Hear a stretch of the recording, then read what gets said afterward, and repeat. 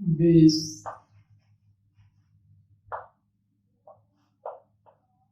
Now, after acid, this is another compound, base, which we are going to discuss in this class.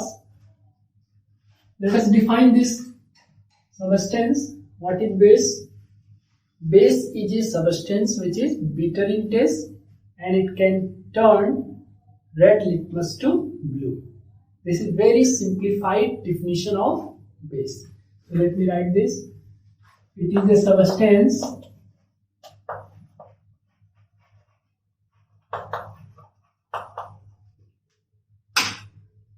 which is bitter in taste and can turn red litmus to blue. But this definition does not include any other property, or we can say any chemical property of a base. मतलब जैसे acid की हम लोग बात करते हैं कि acid जो सबस्टेंस होते हैं वो एक्वस सॉल्यूशन में हाइड्रोनियम आयन प्रोड्यूस करते हैं. ठीक है, acids are those substance which produce hydronium ion और hydrogen ion as the only positive ion in aqueous solution. उस फॉर्म में या हम कहें एसिड के साथ एक रिलेशनशिप स्टेब्लिश करते हुए बेस को हम लोग कैसे डिफाइन कर सकते हैं. तो बेस ऐसे सबस्टेंस होते हैं जो एसिड के साथ रिएक्ट करके सॉल्ट एंड वाटर का फॉर्मेशन करते हैं. ठीक है, और एसिड क्या होते हैं जो हाइड्रोनियम आयन प्रोड्यूस करें एक्वस सॉल्यूशन में. तो इसलिए हम लोग बेस को इस रेस्पेक्ट में भी डिफाइन कर सकते हैं. कैसे डिफाइन करेंगे? और base is a substance which reacts with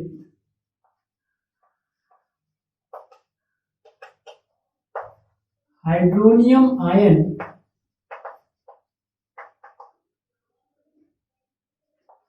H3O plus or H plus ion of an acid to produce salt and water.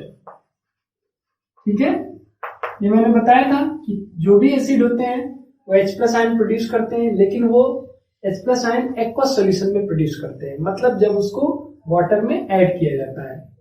ठीक है, जो भी एसिड होगा वो H प्लस आयन प्रोड्यूस करेगा जब उसको वाटर में ऐड किया जाएगा, और जैसे ही वो H प्लस आयन प्रोड्यूस होता है वो वाटर मॉलिक्यूल के साथ रिएक्ट करके हाइड्रोनियम आयन में चेंज हो जाता है. इसीलिए H प्लस आयन कहने से बेहतर होगा कि हम हाइड्रोनियम आयन कहें. Acids are those substance which produce hydronium ion in aqueous solution. अब बेस को मैंने क्या कहा?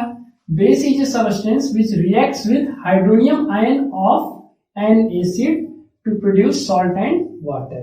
यानी बेस ऐसे सबस्टेंस होते हैं जो एसिड के हाइड्रोनियम आयन के साथ रिएक्ट करके सॉल्ट एंड वाटर का फॉर्मेशन करते हैं. ठीक है, जैसे एज फॉर एग्जाम्पल CuO.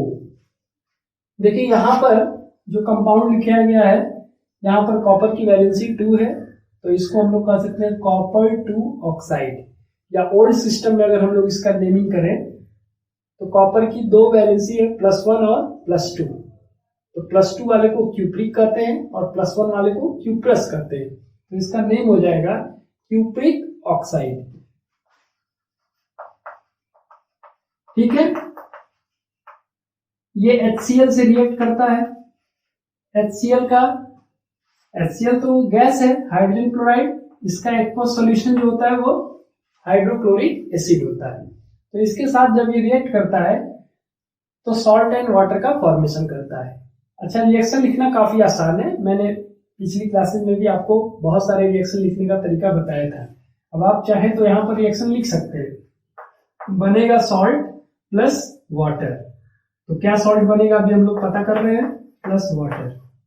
देखिए यहाँ पर 2 आयन कौन कौन से हैं? एक है क्यूप्रिक आयन Cu2+, और दूसरा है ऑक्साइड आयन। HCl में 2 आयन कौन कौन से हैं? H प्लस और Cl माइनस। तो इसका पॉजिटिव आयन इसके निगेटिव आयन के साथ रिएक्ट करेगा, तो फॉर्मूला क्या हो जाएगा? देखिए इसकी वैलेंसी 2 है, इसकी वैलेंसी 1 है, तो क्रिस क्रॉस से फॉर्मूला हो जाएगा CuCl2। ठीक है, और हाइड्रोजन और ऑक्सीजन रिएक्ट करेंगे तो वाटर बन जाएगा। पहले हम लोग किसी भी कंपाउंड को सही फॉर्मूला के साथ लिखते हैं, उसके बाद रिएक्शन को बैलेंस किया जाता है। अब आप देखिए रिएक्शन को बैलेंस करना है तो कॉपर बैलेंस है, ऑक्सीजन बैलेंस है, हाइड्रोजन और Cl नहीं बैलेंस है। तो हाइड्रोजन आप देख रहे हैं 2 यूनिट है यहाँ पर, तो यहाँ पर आप 2 कर दीजिए, ये रिएक्शन बैलेंस हो गया।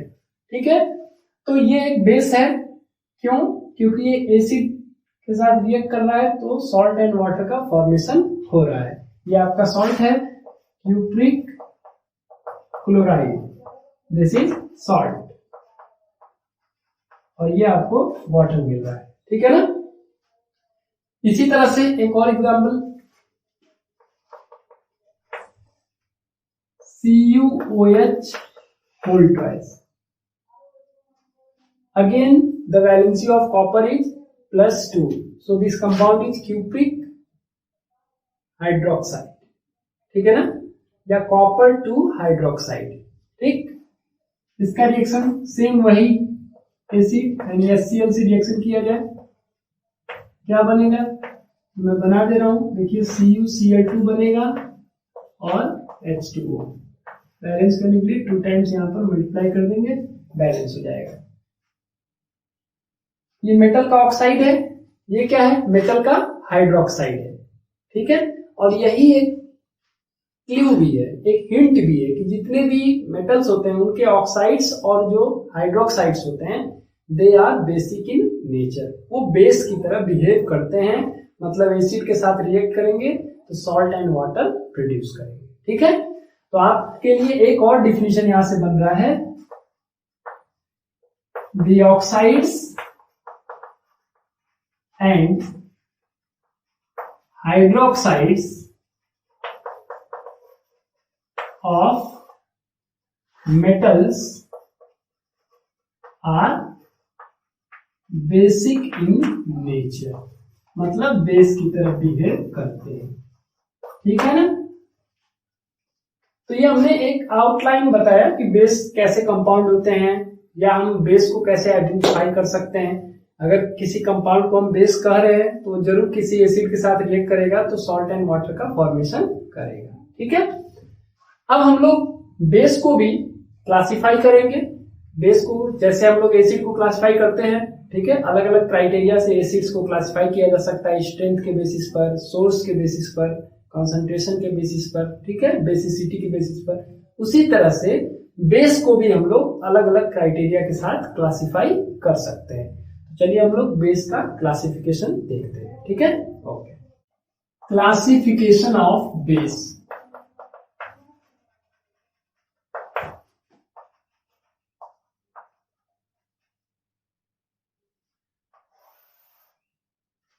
अब इसको कई तरह से क्लासिफाई किया गया। पहला है on the basis of solubility.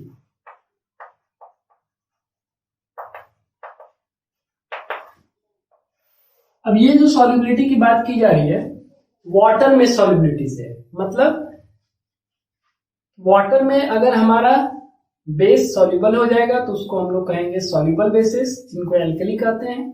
और अगर सॉल्युबल नहीं है वाटर में तब उसको हम लोग कहेंगे इनसॉल्युबल बेसिस। ठीक है, यानी यहां हम लोग कह सकते हैं this solubility refers to the dissolution of base in water.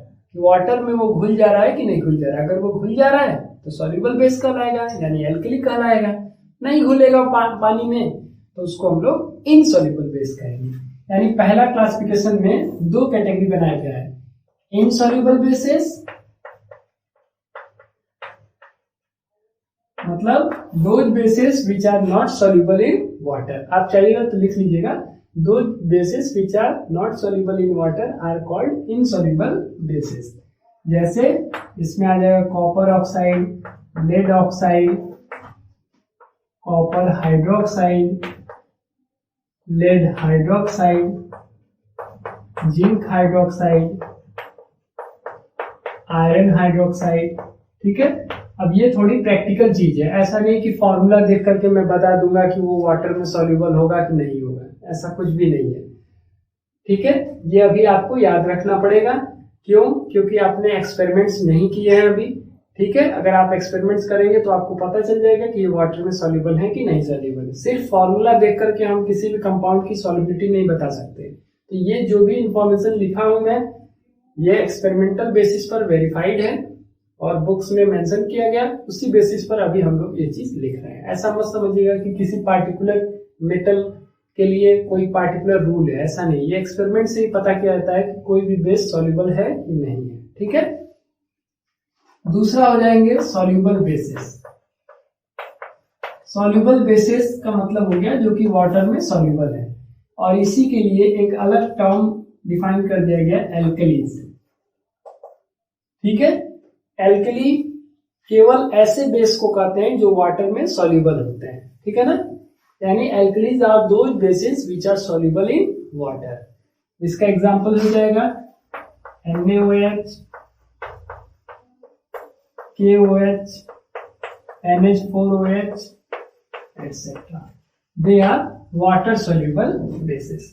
अच्छा, यहां से बहुत इंपॉर्टेंट चीज निकल के आ रहा है, all the alkalis are bases but all the bases are not alkalis। ठीक है, जितनी भी एल्कलीज हैं सब के सब बेस हैं, लेकिन सारे बेस एल्कली नहीं है। क्यों? क्योंकि सारे बेस जब हम लोग कर रहे हैं तो उसमें कुछ इनसॉल्युबल भी तो हो सकते हैं, जरूरी थोड़ी है कि सारे के सारे बेस आपके सॉल्युबल हो। इसीलिए कहा जाता है all the alkalis are bases, base लिखेंगे, but all basis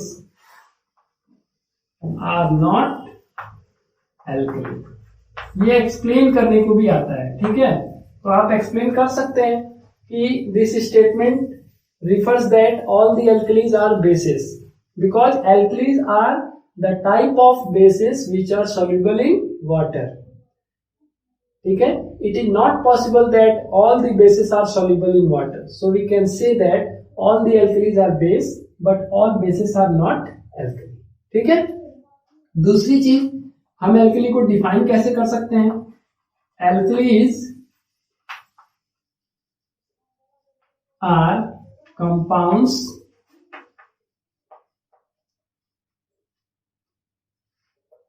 which when dissolved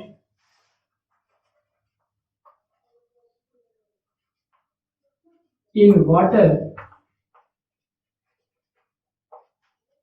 produce hydroxyl ion।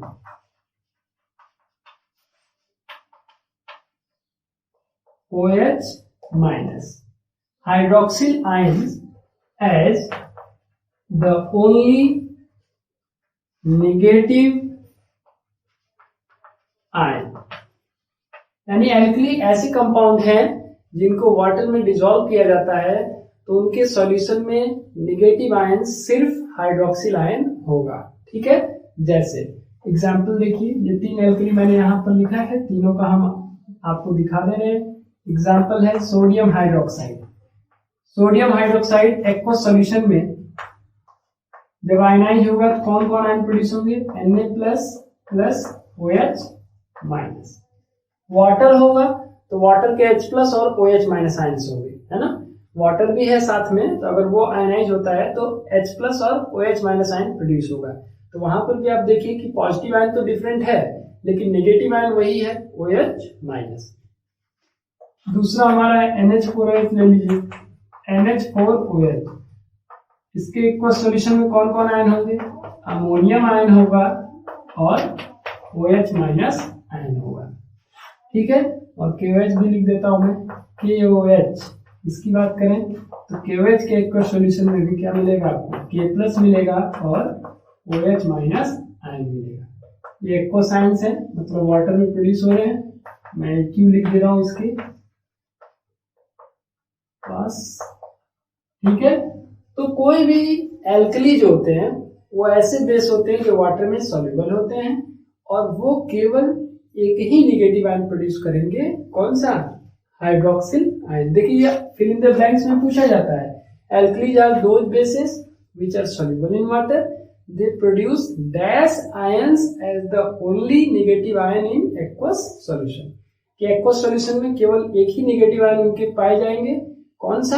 Hydroxyl ion. Acid के केस में मैंने आपको बताया था they contain hydronium ion as the only positive ion in aqueous solution। तो दोनों बात आप कंपैरेटिवली याद रखिए कि एसिड का aqueous solution में हाइड्रोनियम आयन पाया जाएगा, only positive ion hydronium ion होता है। जब हम लोग एल्कली की बात करते हैं तो इसके एक्वस सॉल्यूशन में हाइड्रोक्सिल आयन पाया जाएगा जो कि ओनली नेगेटिव आयन होगा। ठीक है, ओके। तो ये आपका एल्कली का डेफिनेशन हो गया और एल्कली किस तरह से इनसॉल्युबल बेसिस से डिफरेंट है ये आपको पता चल गया कि alkalis are water soluble bases. ठीक है, अच्छा। अब दूसरा क्लासिफिकेशन जो है हमारा वो on the basis of strength है। ठीक है, on the basis of strength।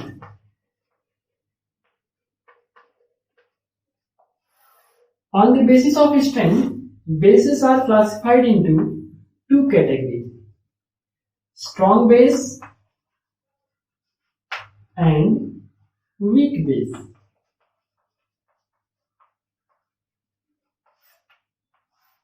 अब ये एसिड की तरह ही है। एसिड में हम लोग बात कर रहे थे कि स्ट्रॉन्ग एसिड जो होते हैं वो कंप्लीटली आयनाइज हो जाते हैं और कंप्लीटली आयनाइज हो जाएंगे तो इस वजह से एक्वस सॉल्यूशन में हाइड्रोनियम आयन का कंसंट्रेशन हाई होता है। ठीक है, तो ऐसे एसिड को हम लोग कहते हैं स्ट्रॉन्ग एसिड।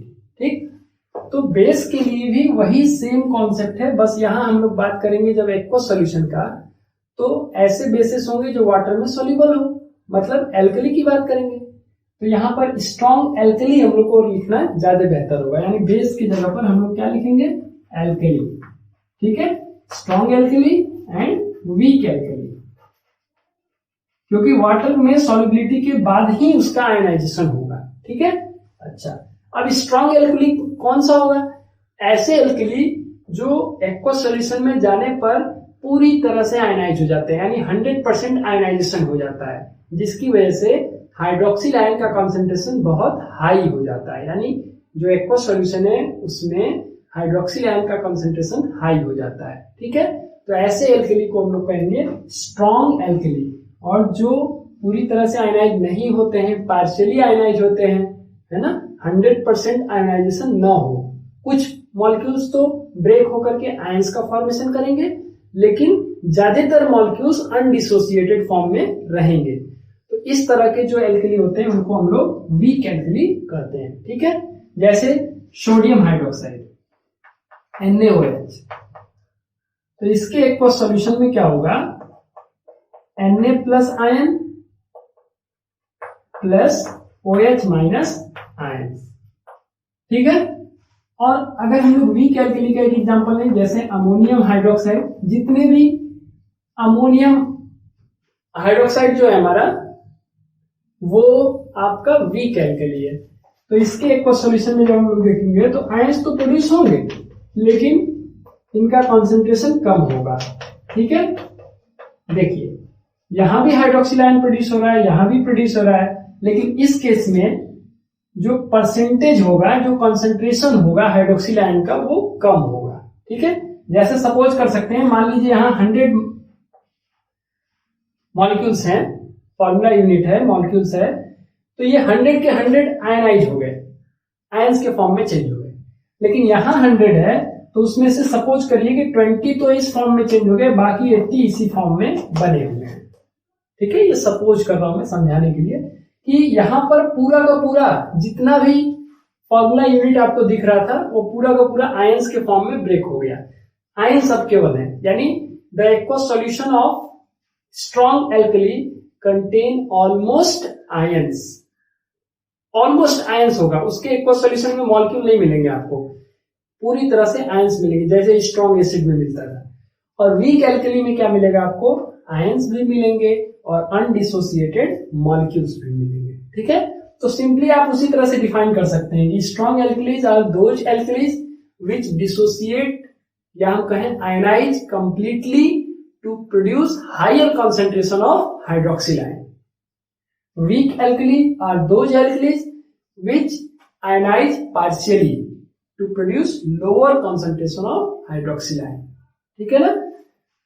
तो यहां पर मैं नोट करूंगा the aqueous solution of strong alkali contain almost ions, almost only ions, मतलब केवल आयंस ही पाए जाएंगे, मॉलिक्यूल्स तो नहीं के बराबर होंगे या नहीं पाए जाएंगे. ठीक है. जबकि इसकी बात करें वीक एल्कली की तो हम लिखेंगे the aqueous solution of weak alkali contain undissociated molecules as well as ions. इसमें मॉलिक्यूल्स भी मिलेंगे और आयंस भी मिलेंगे वीक एल्कली केस में, जबकि स्ट्रॉन्ग एल्कली में सिर्फ आपको आयंस मिलेंगे. ठीक है. एक्वस सॉल्यूशन की बात करें तो ये दूसरा क्लासिफिकेशन है on the basis of strength, जिसमें दो टाइप हो गए, स्ट्रॉन्ग बेस और वीक बेस, या आप कहिए स्ट्रॉन्ग एल्कली, वीक एल्कली. तो वीक एल्कली में सिर्फ आपको एक एग्जांपल याद रखना है, अमोनियम हाइड्रोक्साइड. स्ट्रॉन्ग एल्कली के सोडियम हाइड्रोक्साइड आप देख ही रहे हैं, पोटेशियम हाइड्रोक्साइड भी आप याद रखिएगा. बहुत सारे बेस की बात आपको नहीं करनी है, आप एक बेसिक अंडरस्टैंडिंग को समझ रहे हैं. ठीक है. आगे आप हायर क्लासेस में जाएंगे तो इसके बारे में और भी डिटेल पढ़ेंगे, लेकिन अभी आपको कुछ एग्जाम्पल्स के साथ कोर कॉन्सेप्ट को समझना है. ठीक है. अच्छा, तो ये दूसरी क्लासिफिकेशन हो गई. अब थर्ड क्लासिफिकेशन है on the basis of concentration. ठीक है. जिसमें आप जानते हैं कंसंट्रेटेड एल्कली और डाइल्यूट एल्कली, ये दो टाइप के बेस हो जाएंगे. तीसरा हो जाएगा on the basis of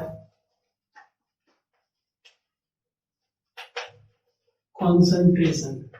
concentration का मतलब ये हो गया कि जब हम किसी वाटर सॉल्युबल बेस को वाटर में डिसॉल्व करके एक सॉल्यूशन बनाते हैं तो उसमें अगर बेस का परसेंटेज ज्यादा होगा, वाटर उसमें कम होगा, तो वैसे सॉल्यूशन को हम लोग कहेंगे कॉन्सेंट्रेटेड सॉल्यूशन, यानी कॉन्सेंट्रेटेड एल्कली, कॉन्सेंट्रेटेड बेस.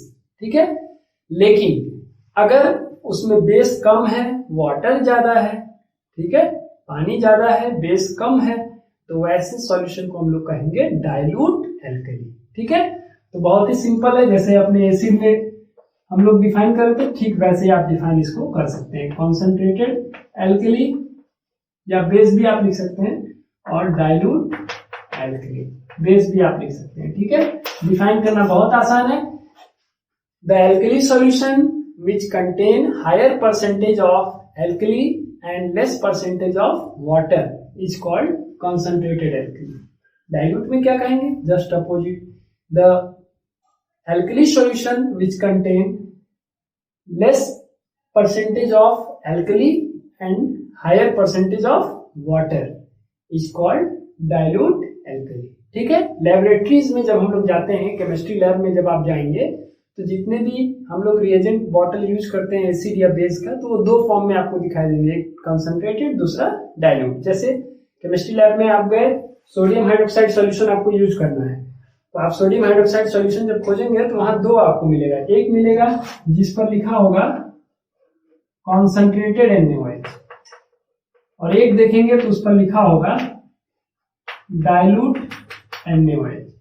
तो कॉन्सेंट्रेटेड और डाइल्यूट का मतलब यही है कि उनके एक्वस सॉल्यूशन में अगर बेस का परसेंटेज ज्यादा है, वाटर कम है, तो उसको हम लोग कहेंगे कॉन्सेंट्रेटेड एल्कली. वहीं पर अगर वाटर ज्यादा है, बेस कम है, तो उस केस में हो जाएगा डाइल्यूट एल्कली. ठीक है. तो ये हमारा नेक्स्ट क्लासिफिकेशन है. और एक चौथा क्लासिफिकेशन हमारा है on the basis of acidity. ठीक है. On the basis of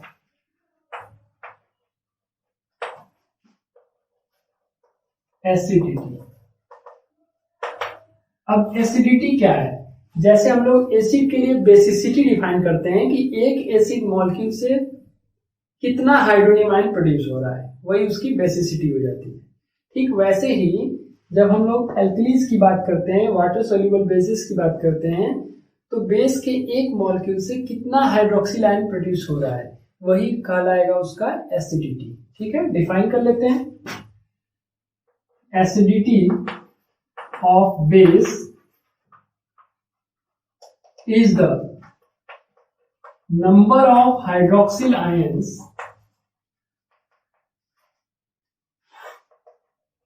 produced per molecule of base। ठीक है, बेस के एक मॉलिक्यूल से कितना हाइड्रोक्सिल आयन प्रोड्यूस हो रहा है, वही उसकी हो जाएगी एसिडिटी। ठीक है, तो इस बेसिस पर बेस को ऐसे क्लासिफाई कर दिया गया, mono acidic, di acidic, tri acidic. ठीक है, एग्जांपल देख लीजिए, जैसे सोडियम हाइड्रोक्साइड है NaOH, तो इसके एक मॉलिक्यूल से आपको एक OH माइनस आयन मिलेगा। डाई एसिडिक जैसे कैल्शियम हाइड्रोक्साइड है, और भी है जिंक हाइड्रोक्साइड, लेड हाइड्रोक्साइड, बहुत है, Ca2+ मिलेगा और 2OH माइनस। ट्राई एसिडिक जैसे एल्यूमिनियम हाइड्रोक्साइड है, AlOH होल थ्राइस, तो ये आयनाइज होगा, तो Al3+ प्लस 3OH माइनस। तो इस तरह से आप देख रहे हैं कि बेस के एक मॉलिक्यूल से कितना OH माइनस आयन प्रोड्यूस हो रहा है, वही उसकी हो जाएगी एसिडिटी। अब अगर एक प्रोड्यूस हो रहा है तो वो मोनो एसिडिक बेस कहलाएंगे, 2 OH माइनस आयन प्रोड्यूस हो रहे हैं एक मॉलिक्यूल से तो वो डाई एसिडिक बेस कहलाएगा, और 3 प्रोड्यूस हो रहे होंगे तो वो ट्राई एसिडिक बेस कहलाएगा। ठीक है, बच्चे जनरली कंफ्यूज होते हैं कि बेस के केस में वो बेसिसिटी समझने लगते हैं, ये गलती कभी नहीं करना है। बेस के लिए एसिडिटी होता है और एसिड के लिए बेसिसिटी होता है। ठीक है, ये आपको याद रखना है। ठीक है, तो ये देखिए क्लासिफिकेशन इसका 1 2 3 4। और भी तरीके से आप क्लासिफाई कर सकते हैं, बेस को भी हम लोग सोर्स के बेसिस पर क्लासिफाई कर सकते हैं। ठीक है, लेकिन it is not the part of our syllabus. ठीक है, हमें जो है सिलेबस में जो डिस्कस करना है, 4 तरह की क्लासिफिकेशन की बात करनी है, on the basis of solubility, on the basis of strength, on the basis of concentration and on the basis of acidity। ठीक है, तो इस तरह से बेस को क्लासिफाई किया गया है। अब बेस के लिए भी थ्योरीज दिए गए हैं, वही थ्योरी है, आर्हेनियस ने बेस को डिफाइन किया था, पहले एसिड को डिफाइन किया फिर बेस को डिफाइन किया। उसी तरह से ब्रॉन्स्टेड लॉरी जो कॉन्सेप्ट है एसिड को डिफाइन करता है कि एसिड्स आर प्रोटॉन डोनर्स। ठीक है, तो यहाँ पर बेस को भी उस थ्योरी में डिफाइन किया गया है। अभी हम लोग देखते हैं कि कैसे आर्हेनियस थ्योरी ने बेस को डिफाइन किया और ब्रॉन्स्टेड लॉरी थ्योरी ने किस तरह से बेस को डिफाइन किया। थ्योरीज ऑफ बेसिस, पहला हम लोग बात करेंगे Arrhenius theory.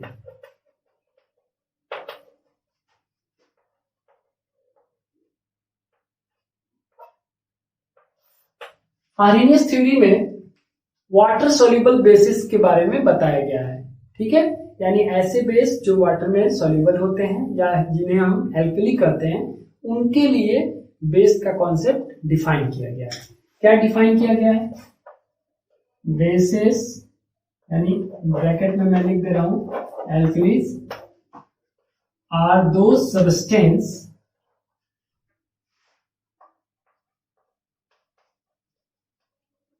which produce hydroxyl ions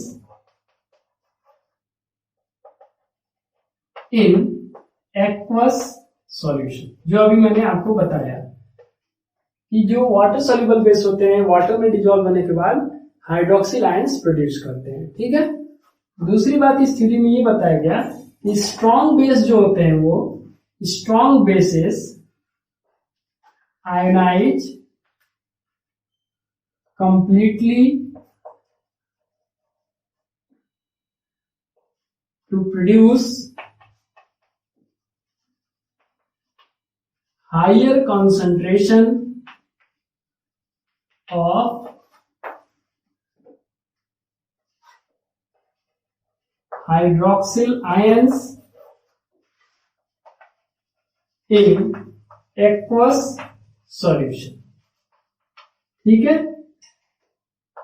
strong base उनको कहेंगे जो वाटर में डिजोल्व होने के बाद लगभग पूरी तरह से आयनाइज हो जाएंगे, जिसकी वजह से हाइड्रोक्सिल आयन का कंसंट्रेशन बहुत ज्यादा होगा। ठीक है, यानी वो जब भी वाटर में डिजोल्व होंगे तो हाइड्रोक्सिल आयन का कंसंट्रेशन बहुत हाई होगा, बहुत ज्यादा हाइड्रोक्सिल आयन प्रोड्यूस होंगे। ठीक है, weak bases are only partly ionised, so the concentration of hydroxyl ions produced is less। ठीक है, वही बात जो अभी हम लोग बात कर रहे थे स्ट्रॉन्ग बेस और वीक बेस को डिफाइन करते समय। ठीक है, तो सेम वही कॉन्सेप्ट जो है आर्नियस थ्योरी के ही कॉन्सेप्ट पर वो स्ट्रॉन्ग और वीक बेस को डिफाइन किया गया है। ठीक है, दूसरा हमारा कॉन्सेप्ट है ब्रॉन्स्टेड-लॉरी कॉन्सेप्ट।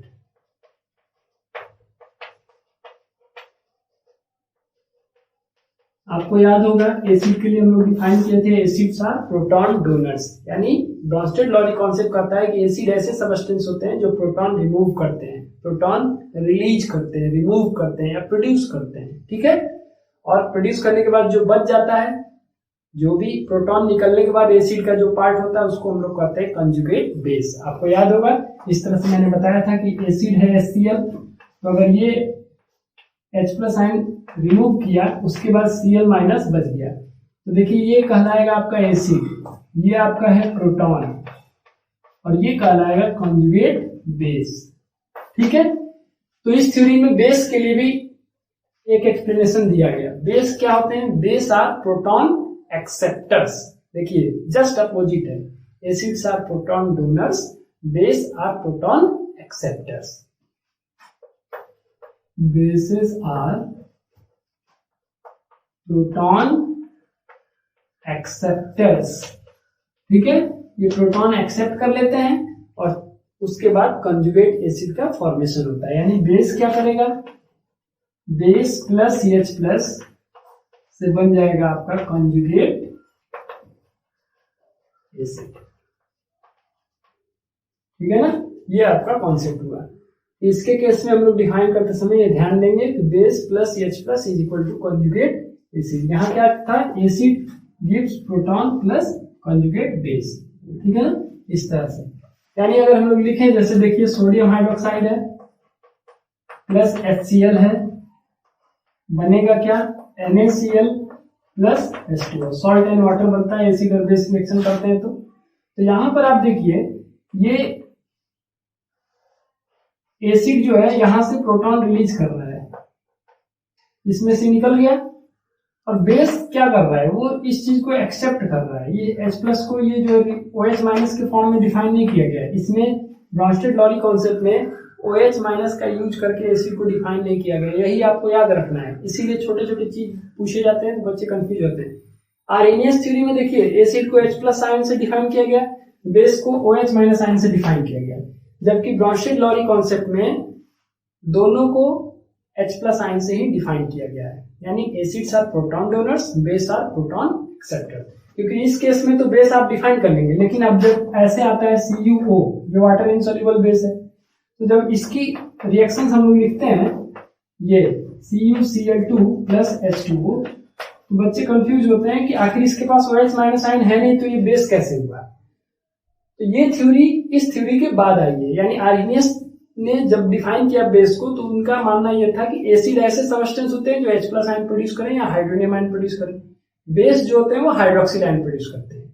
बाद में ये पता चला कि जरूरी नहीं है कि सारे के सारे बेस हाइड्रोक्सिल आयन प्रोड्यूस करते हो, कुछ ऐसे भी बेस होंगे जो वाटर इनसॉल्युबल होते हैं, तो उनके लिए ब्रॉन्स्टेड-लॉरी थ्योरी दिया गया जिसमें बताया गया कि बेस आर प्रोटॉन एक्सेप्टर्स। ये प्रोटॉन को एक्सेप्ट करते हैं, ठीक है ना, they do not release proton, rather they accept proton. ठीक है, तो जरूरी नहीं है कि हाइड्रोक्सिल आयन हो तभी हम लोग बेस को डिफाइन कर सकते हैं, बिना हाइड्रोक्सिल आयन के भी हम लोग बेस डिफाइन कर सकते हैं। जैसे अमोनिया है, देखिए अमोनिया NH3 है, ये वाटर में जाएगा तो ये चेंज हो जाएगा NH4 प्लस, ये NH4OH बनता है जिसको मैं लिख रहा हूँ NH4 plus plus OH minus. तो देखिए अमोनिया ने क्या किया है, यहाँ पर वाटर जो है H प्लस और OH माइनस, इसको हम लोग सपोज कर लें तो अमोनिया ने इस H प्लस आयन को लेकर के अमोनियम में चेंज हो गया, इसीलिए अमोनिया क्या हुआ, बेस हुआ।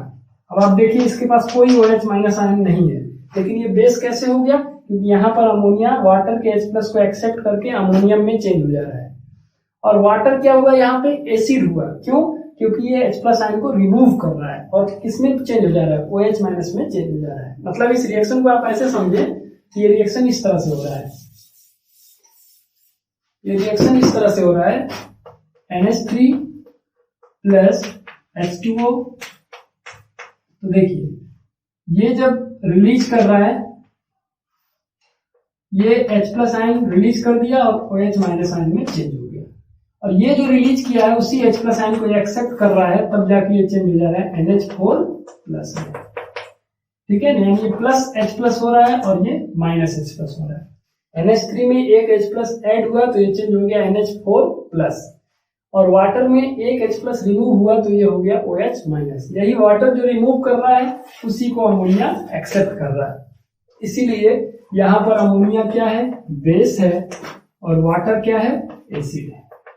अब ये बेस में जब H प्लस जुड़ता है तो ये क्या कहलाएगा, कॉन्जुगेट एसिड कहलाएगा, और ये एसिड की तरह बिहेव कर रहा है, तो एसिड में से H प्लस जब निकल जाता है तो जो बचता है उसको हम लोग क्या कहेंगे, कॉन्जुगेट बेस कहेंगे।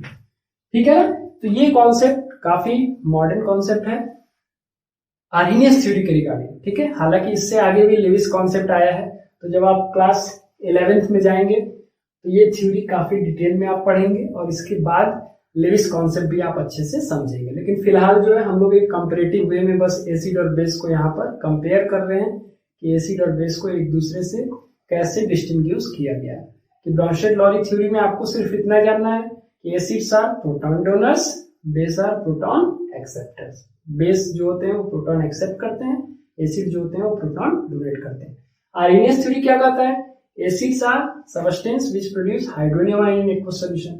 बेस क्या होते हैं, base are those substance which produce hydroxyl ion in aqueous solution. ठीक है, अच्छा, तो ये आपका थ्योरी हो गया बेस के रिलेशन में। ठीक है, अब हम लोग को इनके प्रिपरेशन और केमिकल रिएक्शंस पे डिस्कशन करना है।